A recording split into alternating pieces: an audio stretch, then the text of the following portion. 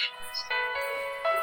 आपका पहला प्रश्न है, अक्षांश और देशांतर क्या होते हैं? दोस्तों, जैसा कि हमने पिछले वीडियोस में पढ़ा था कि अक्षांश पूर्व से पश्चिम तक खींची गई काल्पनिक रेखाओं को कहते हैं। दूसरी ओर देशांतर उत्तर से दक्षिण तक खींची गई काल्पनिक रेखाओं को कहते हैं। दोस्तों, इन रेखाओं को एक समांतर ग्लोब पर दर्शाया जाता है और एक ग्लोब पर 181 अक्षांश रेखाएं और 360 देशांतर रेखाएं खींची जा सकती हैं। दी गई बिंदुओं को इस्तेमाल करके आप अपना उत्तर लिख सकते हैं।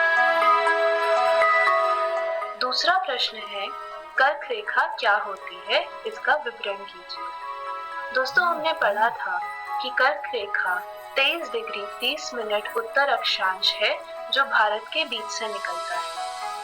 इसे कर्क रेखा कहते हैं और यह कर्क रेखा भारत को लगभग बीच से काटती है।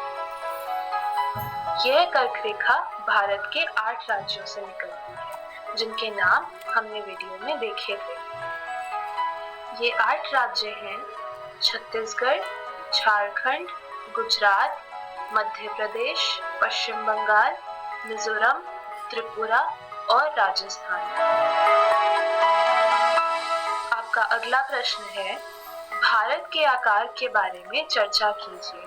दोस्तों, हमने वीडियो में पढ़ा था कि भारत का आकार त्रिभुजाकारी है। इसी के साथ साथ भारत की स्थल सीमा की लंबाई 15,200 किलोमीटर है।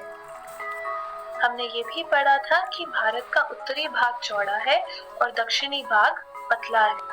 हमने ये भी पढ़ा था कि दक्षिणी छोर पर भारत अंतरीप रूप लेता है जिसे कन्याकुमारी कहते हैं।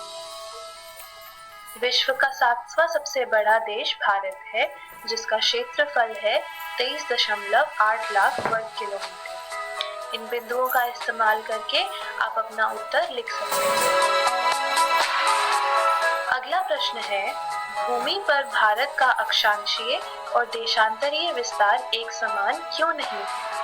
दोस्तों, हमने पढ़ा था कि अंतर अक्षांशीय दूरी यानी कि अक्षांश रेखाओं के बीच की दूरी ध्रुव की ओर जाते हुए भी एक जैसी रहती है, लेकिन अंतर देशांतरीय दूरी यानी कि देशांतर रेखाओं के बीच की दूरी ध्रुव की ओर जाते जाते कम हो जाती है। इस कारण राज्यों के बीच समय का अंतर होता है और भारत का अक्षांशीय और देशांतरीय विस्तार एक समान नहीं रहता। दोस्तों, उदाहरण के तौर पर आप अरुणाचल प्रदेश और कच्छ के बीच 2 घंटे समय के अंतर का उदाहरण ले सकते हैं। इन बिंदुओं का इस्तेमाल करके आप अपना उत्तर लिख पाएंगे। इस भाग के प्रैक्टिस क्वेश्चंस में बस इतना ही। धन्यवाद।